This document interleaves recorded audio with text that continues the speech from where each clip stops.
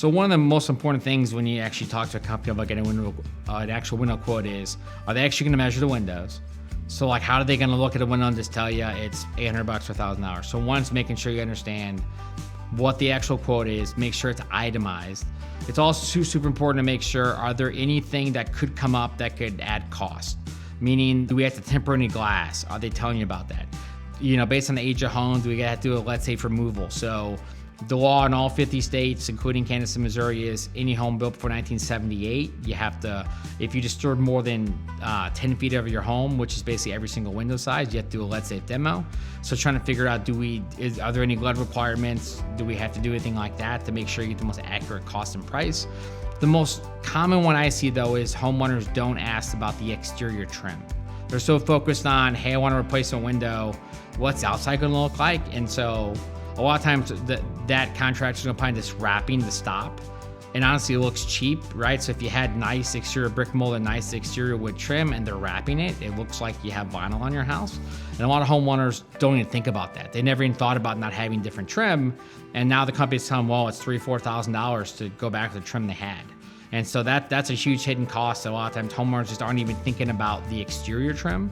And so that's something that we always talk about. We encourage other homeowners to understand what theirs are gonna look like on their own home. A lot of times people are asking about, I totally get why homeowners wanna get 3 quotes, okay? And so is one guy high, one guy low, and one guy just right in the middle? I mean, maybe, but my guess is sometimes the cheap guy's the best. Sometimes the cheap guy's the worst, and you should run it as fast as you can. And so I think it's really important to try to get a list of recent referrals that homeowners have talked to, or that homeowners have used that company, and call them and talk to them. Drive by their homes, ask about their experience. Make sure they have their license, they're certified, that they have insurance. Make sure that they use those windows. And then I would really want to meet with them and make sure they understand what they're doing. Who are you meeting with? Are you meeting with a sales rep who's going to sell you something and then he's been at the company 6 months? What happens if he makes a mistake? So I'd ask questions like, what happens if you make a mistake? What happens if the manufacturer makes a mistake? What happens if it's a warranty claim? Who handles what? Who does what? Those are some really common questions to ask. I'd probably also ask about who's doing the work. So there are some big companies in town that have 40, 50 different window install crews.